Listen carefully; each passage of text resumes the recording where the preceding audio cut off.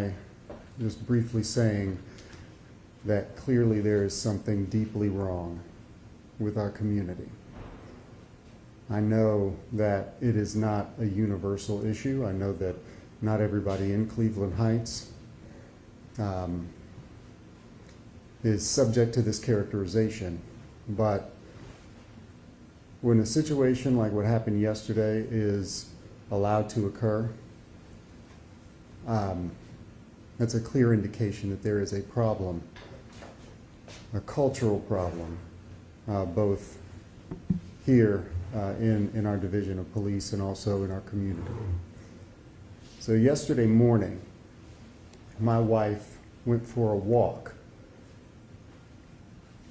in our neighborhood, as she does relatively often.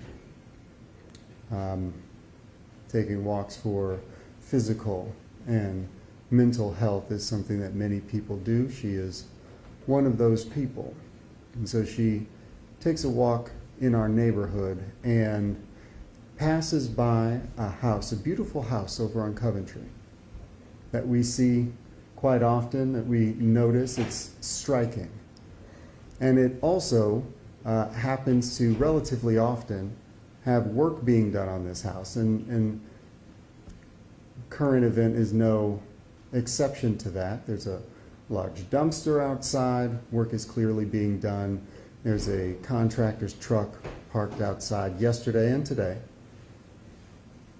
And my wife decides, you know what, we've got some work that we need done on our house. It doesn't look like anybody's there. We don't even know if anybody lives at this house. We just recognize that it's a beautiful house, and if there's a contractor working there, the owner of that house, or the owner of that beautiful, large Cleveland Heights mansion, probably has picked somebody who does good work. And so she decides she's going to knock on the door and see if she can get contact information for a contractor working on a house. So she walks up to the front door, knocks on the door, and the door begins to swing open because the door isn't latched. She calls out just to make sure people know that somebody's there. She doesn't want to startle anybody. And she reaches and closes the door. Nobody responds. There was work being done. It was loud. You couldn't hear her. So she leaves the property, continues on her walk, and thinks nothing of it after that point. Until a Cleveland Heights police officer sees her walking and asks her if she was being followed. And it's the initial contact. He asked her if she was being followed. Now, the indication in the story that was provided at some point was that there was some report of a man following a woman. My wife says, not me. I didn't report anybody following me. And just a little bit later, she is approached again by police because apparently, according to the story that they gave, somebody called and reported her for knocking on a neighbor's door, and then followed her and called the police. Now, that's an indication of a problematic relationship with the community in and of itself. The fact that my wife was then detained for 2 hours out on the street by police as a result of knocking on a neighbor's door in order to inquire with a contractor about contact information so that we might have somebody out to do some work on our house, is another indication of some problems that need to be addressed. The story of my wife knocking on a front door, that door not being closed and beginning to swing open when she knocked, and her closing it, is known by police. She explained to them exactly what happened. And yet, they still detained her for 2 hours while they investigated. Now, toward the end of that 2 hours,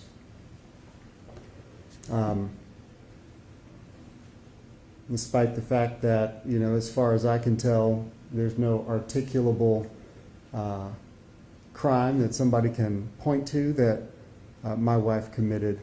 Apparently there is still an investigation going on, and the only reason really why I know that at this point is because during that initial investigation yesterday, one of our detectives, Detective Sergeant Billy, decided that it made sense, once my wife had pulled out her phone to begin recording the interaction. Detective Sergeant Billy snatched the phone out of her hand and told her there might be evidence on it of a crime. And they have kept that phone, which I'm sure all of you know, if your phone was taken, it would probably cause some disruption and discomfort in your life, considering that all of our financial work, all of our communication with our family, with our medical provider, with our attorneys, with whoever else we might need to interact with is generally done through these devices. And that device was taken yesterday and thus far not given back, which of course is problematic in a variety of ways and needs to be addressed. Most particularly because this is not the first time that residents have told me about situations like this where police have taken their property, phones, other personal property, and told them that it would be back to them within a few days, and then it goes weeks and this property is not returned. This occurs here in Cleveland Heights. It's actually something that relatively recently a resident reached out to me about. And in this case, I don't know if I can turn it over to questions. Frankly, I'm at a bit of a loss because the only thing that makes any sense to me, given the actual sequence of events, a woman goes and knocks on a door, the door is unlatched, it begins to open, and she closes it and does not step into the property, does not enter the property. The idea that all of you are here to discuss a non-event like that is concerning. And it's only occurring because of what came after, not because of the actual event. In that moment, we've got people in this community who are engaged in, I guess the current pastime in this city, which is malicious gossip, and amplifying and spreading, claims of, breaking and entering and arrests that never happened. My wife, at the end of this process of talking with police and waiting out on the street at the corner of Berkshire and Coventry for hours, was told she was free to go. Okay.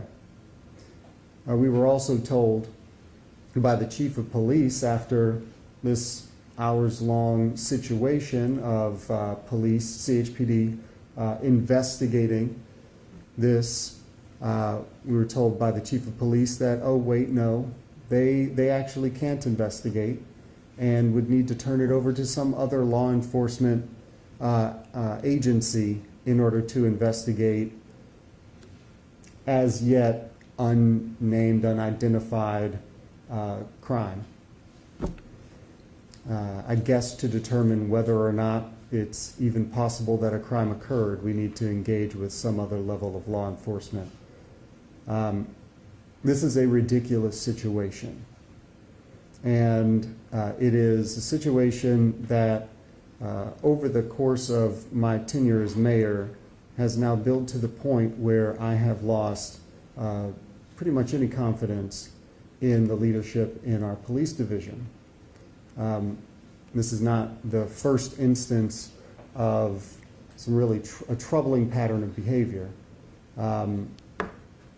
It's something that I've mentioned recently at a town hall, is this pattern of personnel decisions that seems a little off to me, whether it's this combination of putting forward a recommendation for promotion to captain of a lieutenant that is on the Giglio list and is somebody that we have to disclose to defense attorneys if we're going to put them on the stand because of issues of integrity.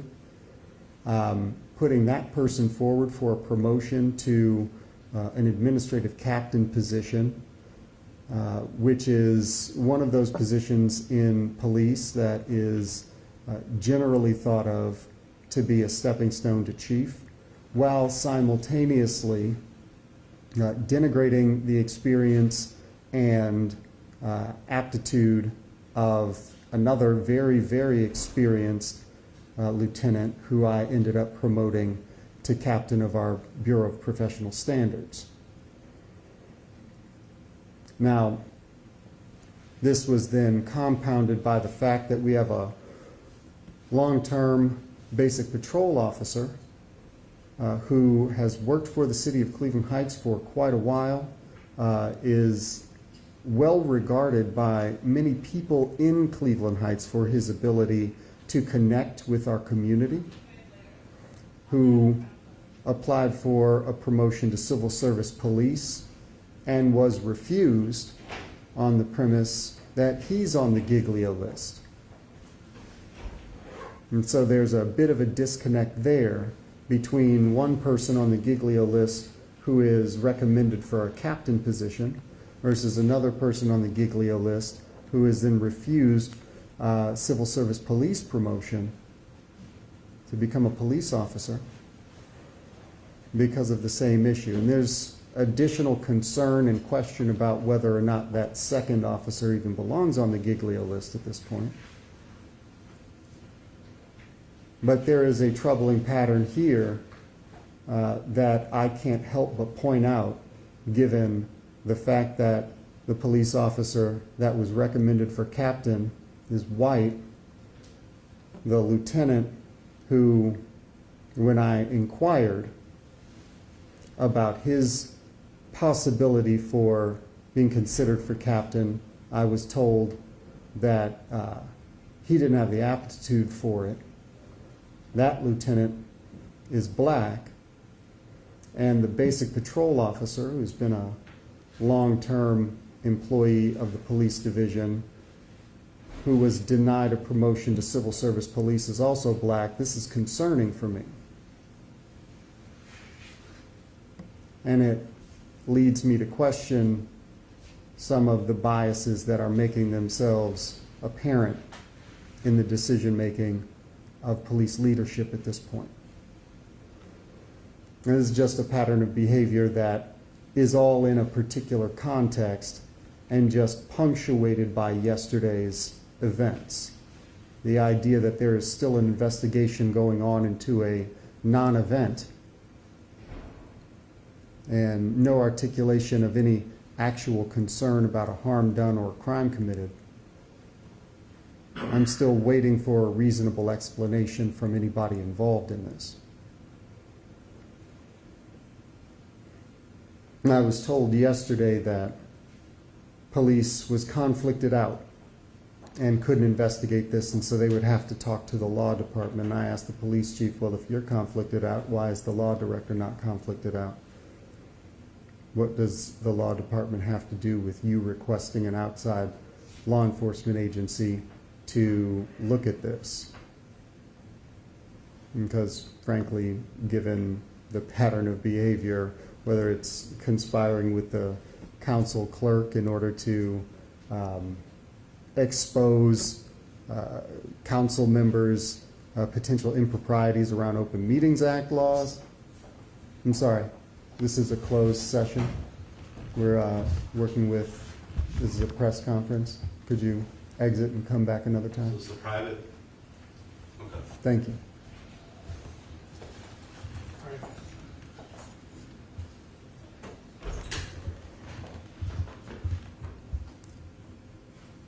Again, there are concerns.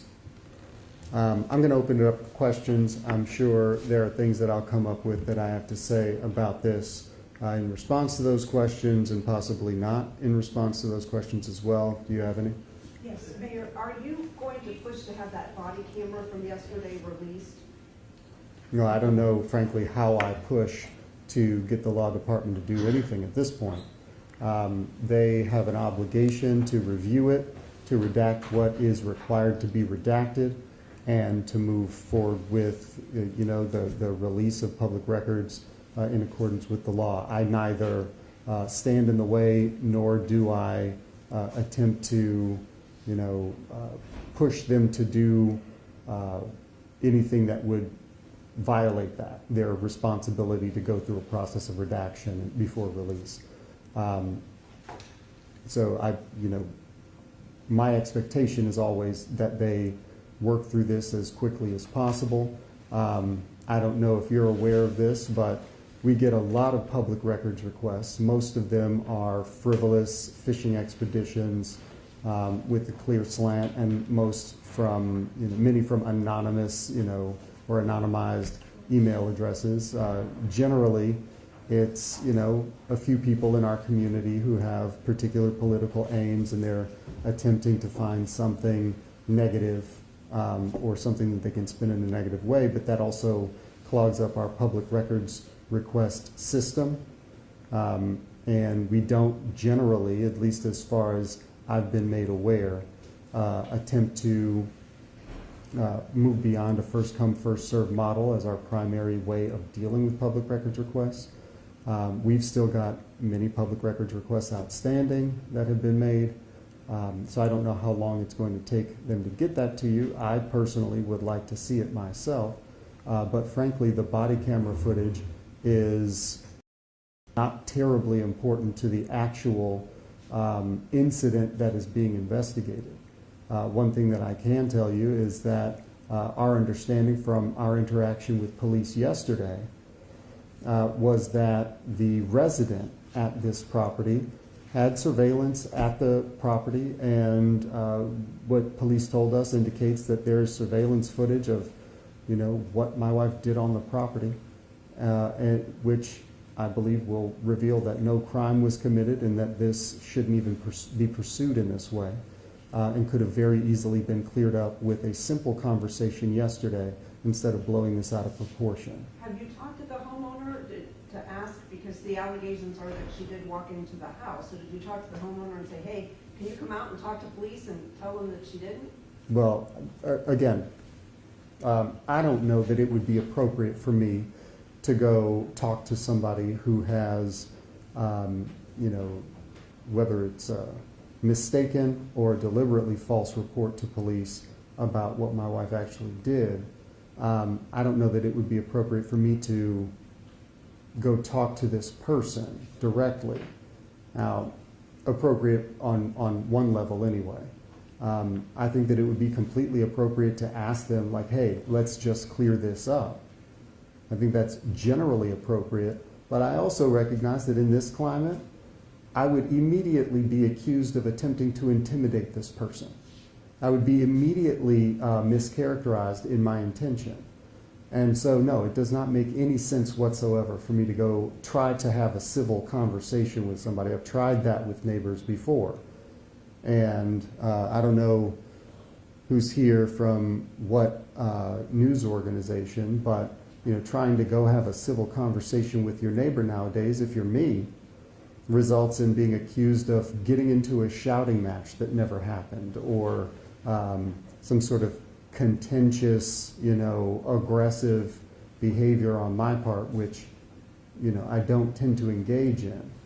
But given the climate here and the constant barrage of mischaracterizations of my actions and intentions, no, I don't think that it would be wise for me to go, open myself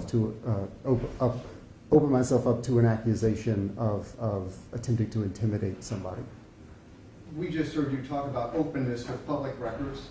Why have you and your city fought us so hard so that we can't see the body camera video of your wife with the previous incident? Why are we still fighting the city to see body camera video of the previous incident with your wife here in City Hall? Why is that being refused?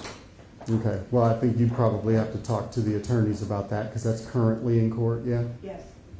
Well, So I think you're that. the mayor. I mean, obviously I'm this the thing mayor. started a long time So ago. again, and this is something that I spoke about on the body camera footage yesterday. So at some point when you get that body camera footage, you'll hear a little bit about that too. I'll say when a private conversation between a man and his wife is secretly recorded by somebody, I don't really give a damn if it's a body camera footage or it's some sort of other recording device. When my wife and I are recorded through a closed door conversation. We're talking about an incident in City Hall, And public City Hall. what we're talking about, allegedly with a shouting match. what we're talking about is a conversation between me and my wife that was recorded through a closed door. That's what we're talking about. That's not what we're asking for. That's what you're asking for. Okay, we requested video of interaction between the officer and. There was and no the- video of the officer interacting with my wife.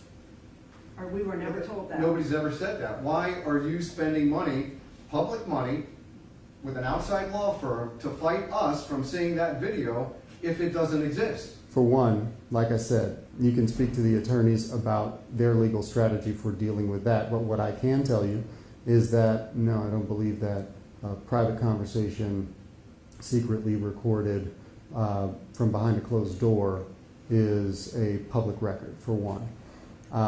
And of course, that's for a court to decide, and they will go through that process. And perhaps both of us will be unhappy with the result. But if there was a police report made about this shouting match, There was people no raising police their- report made. There was a report. There was no police report made. There was an email sent from Sergeant Mose to Chief Britton with a CC to Captain Sonater and a BCC to Lieutenant Gideon, who happens to be the lieutenant that is on the Giglio list, who I refused a promotion to captain. Well, what about those emails? Let's see those emails then, the email chain that went up. What email chain? I'm sorry? The email chain you just talked You about. just- I'm aware of one email. Okay. All right, well, let's see that. That email has been released. I'm That sorry? was the report that we got. It was not a report. It was an email. This was Okay, not a it's still police public report. This record. was not a law enforcement incident, and that has been released. And I'll ask one more question. Go ahead, Kate. And yesterday, you were talking, and the chief came in, but you had a chance to talk to him about this, but you were kind of making claims that you believe maybe some of his decisions were racist that he made in his promotions. Did you have a chance to talk to him or let him defend himself? I mean, he was right here, you could have. I'm allowed to take a look at a pattern of behavior and have questions. I don't know if you heard me make any particular accusations of specific racist acts. I don't believe that I made any accusation of that nature. What I did, however, make note of is a pattern of personnel decisions rather, that lead me to ask a question about the possibility that bias may play a role in some of these decision-making processes. Now, I know that there are all kinds of biases. It could be a simple bias of, I like this person. This person is nice to me. This other person is a little standoffish and I don't like them as much. It may have nothing to do with race. But you, However- but you did mention however- specifically here that two of the people that didn't get promoted were African And I American. think that that's something for all of us to be aware of so that we can examine the potential for our own biases and hopefully grow as individuals, which is something that a place like Cleveland Heights should welcome. Mayor, what more can you tell us about going into the law department after hours more than once? What was going on there? I've gone into the law department after hours and on the weekends on many occasions And left for a your laptop? variety of reasons. And no, I did not leave my laptop. In fact, when I was asked about a laptop not exactly sure when this was. Somebody said that I had left the laptop in the law department.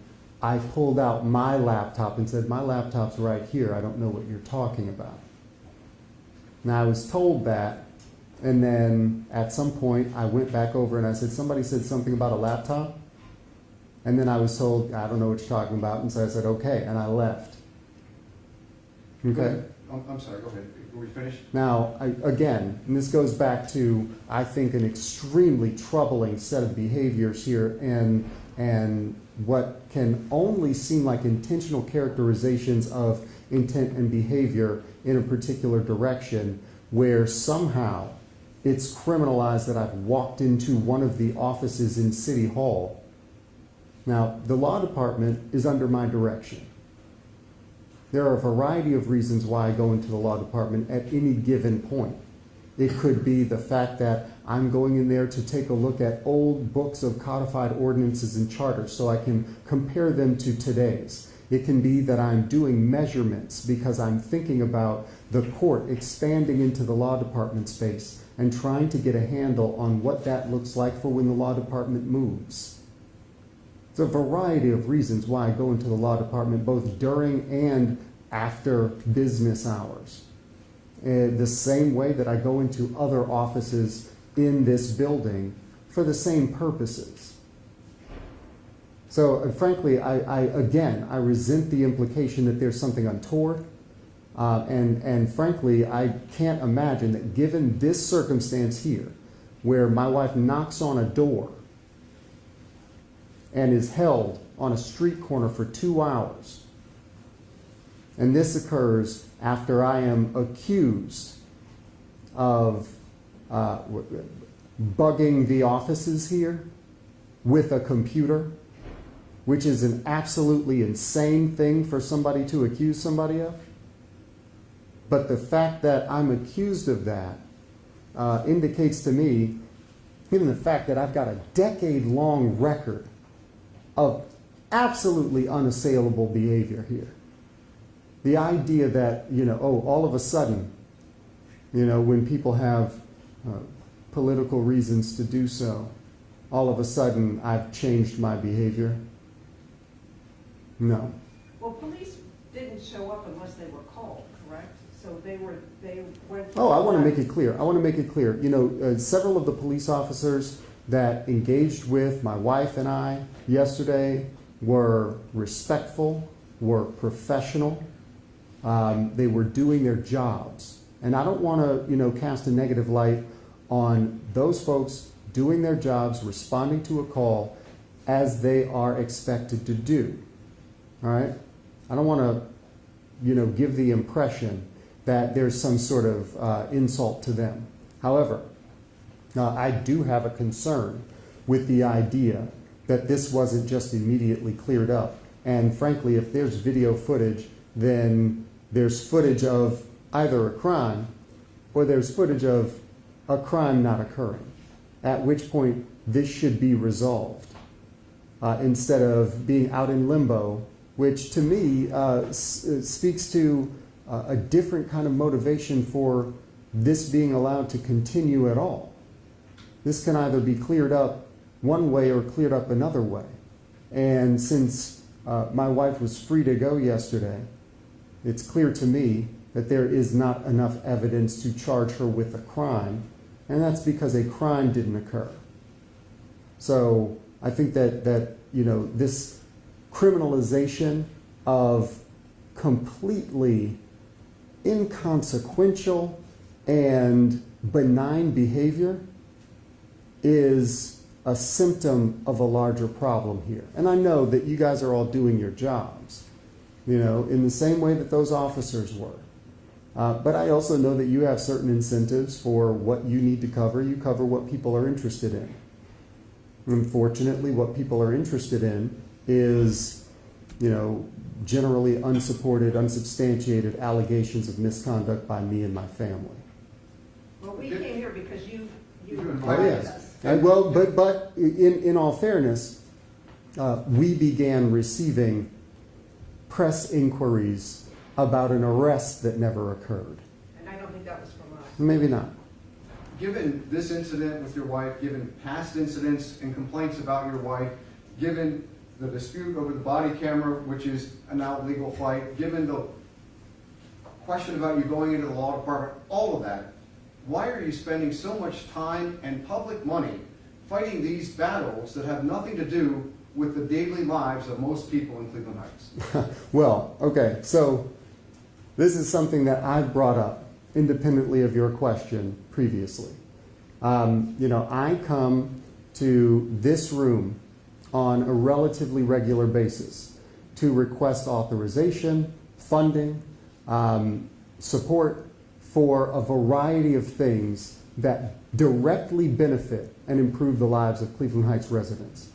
Whether that is requesting funding to increase a road program in order to get something paved that needs to be paved, or it is requesting that council, instead of maintaining a liability and mowing the grass on a parcel on Cedar Road at Cedar Hill, a liability and requesting that council consider converting that to a benefit to the community by allowing a developer to build 3 houses on that land.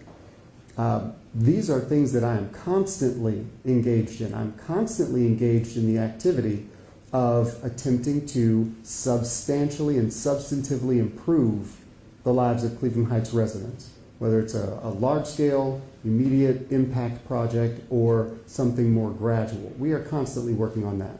The characterization that I'm spending so much time, energy, funds on something else really neglects the comparison to how much time, energy, and funding we spend on the things that actually directly, substantively, and noticeably impact positively the lives of Cleveland Heights residents. So I take a little bit of exception to your premise. For one, you have a particular conception of how much time or public resources are spent on things that you believe are not substantially related to improving the lives of residents.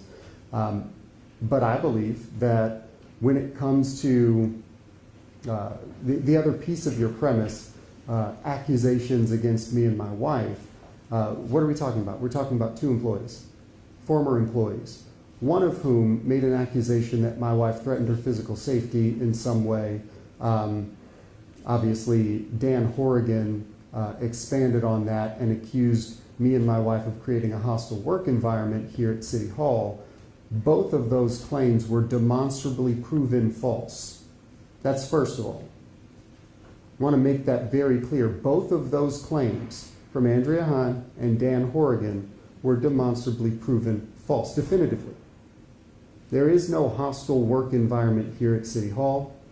At most, there is discomfort because some employees weren't sure why my wife was here, and the fact that she was going into my office and having heated conversations about an organ transplant process primarily. It's something that provided a little bit of discomfort to employees. I suppose probably also some discomfort was had because there was some probable question about their performance here in this organization as well, and whether or not they would be retained as employees. But aside from that, no, there was no hostile work environment. There's also a civil law. There was no hostile, I hear you, there was no hostile work environment. There was no threat to anybody's physical safety. The investigator went further to say that even though it's a completely lower bar than hostile work environment, there was no bullying by my wife of any employee, and there was no evidence that my wife gave any direction to any of the employees either. Because my wife is the investigator that was recommended by Dan Horrigan's former HR director. But you Yes, hired. at their recommendation. And I think we all know that when a law department or an HR department is conflicted out in doing an HR investigation into a complaint, you hire an outside firm that frankly is not beholden to me, and they're going to get paid no matter what their results of the investigation are. That's the contract. That eliminates the conflict. So the assertion or the implication that because the city paid them, that they are somehow conflicted in the report that they provide is not a fair representation of that situation. So I just want to say that, yeah. You've expressed concerns about the police's behavior. Have you had a private conversation with Cleveland Heights Police Chief about this? Since yesterday? Yes.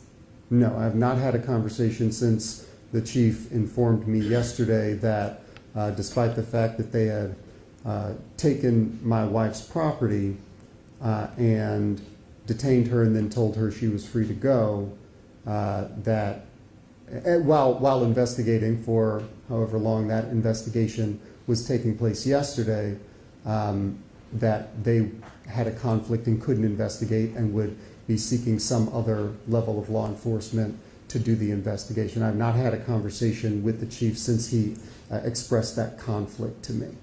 And then it seemed to us like the police were interested in expressing their side of the story here. Why weren't you interested in allowing that conversation to be facilitated here today? Well, for one, I'd like to get a better understanding of what conflict exactly the police chief believes exists in police before they attempt to publicly characterize something that they should be turning over to some other level of law enforcement. Do you think as mayor it's your role to kind of have that conversation before slandering the police's conduct to the press? Well, for one, I'd like to ask you to consider your use of the word slander right now, because what it appears to me that you're doing right now is accusing me of lying about the police chief, which I don't believe that I've done. So let's use a different word, not slander. Accusing the police of behavior that's not appropriate or outside the scope of their role. What, at this point, I have expressed is a concern that I have about a pattern of behavior that I feel is related to the behavior that I saw yesterday, which is the amplification and, frankly, blowing out of proportion of a situation that could be very easily resolved by reviewing the homeowner's, I don't know if it's a ring camera footage, and using the information that was provided in their interview of my wife, where she expressed to them what she did on that property, which was knock on a door, have that door start to swing open, call out to let people know that she was there, close the door. So Again, What if the homeowner is giving a different side of the story? well, then you can review the And maybe footage that's what from, police were trying to do. and that could very well be the case. I have not been informed about every step of that way, but what I have been informed by the police chief is that they have a conflict and shouldn't be investigating, which provides an additional complication and extends this process and the inconvenience, more than inconvenience, frankly, to me and my wife in an investigation where we haven't even been given any clear indication of what possible crime could have been committed in this instance. I just have two questions. Can you clarify what police officers those were that walked in? Sure. So that was Chief Chris Britton and Captain Martin Lentz. And then lastly, we've been receiving reports, we just wanted to clear this up, that you were trying to get the city's housing inspectors to target the houses of people with recall yard signs. One of the inspectors said that there's a list circulating of homes with signs and are even offering overtime pay to help enforce violations. That's an insane assertion, and I would love to know who is making that claim so that I can pursue something. Please, I know that generally reporters don't like to reveal their sources, but, no, absolutely not. That has not happened. That is extremely offensive, frankly, and speaks again, frankly, to the pattern of mischaracterization of my behavior and intentions. No, and there's absolutely no reason based on my behavior over the course of my entire public service career here in Cleveland Heights to expect that I would do anything of the kind. So no, first of all, no, absolutely not. Didn't happen. I certainly have no idea how many people are interested in putting a sign like that in their yard, for one. I don't see how that would be something that would assist me anyway. It's okay. Wow. Thank you for alerting me to, I guess, the next malicious bullshit rumor that I'm going to have to address in this community. I appreciate that. And one more question, Mayor. You did say that you had a lot of concerns about the way the police handled that situation yesterday with your wife. Are you considering filing a complaint for misconduct, or having them look at it, or even maybe possibly a civil lawsuit? I hadn't considered that. You are bringing it up to me right now and have just, I suppose, implanted that idea in my mind. But no, I had not considered that possibility.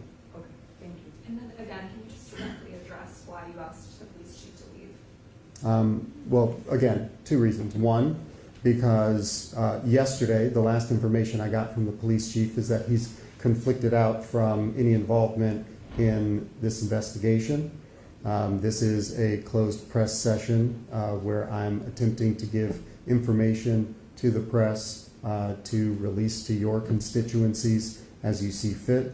But considering the fact that the police chief yesterday informed me that police should have no involvement in this situation, I don't think that it's appropriate for him to then be involved in this situation. It's pretty much as simple as that. Well, normally we're told that the city, the chief and the city employees are not allowed to talk to us, but since you did make some allegations up here about their behavior yesterday, we would like to talk to the chief and give him the chance to respond. Is he going to be allowed to talk to us? I haven't really thought about that.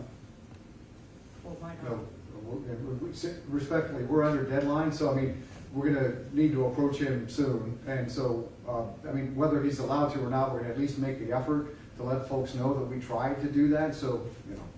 I don't know how or why I would ever restrict you from trying to reach out. But again, like I said, I haven't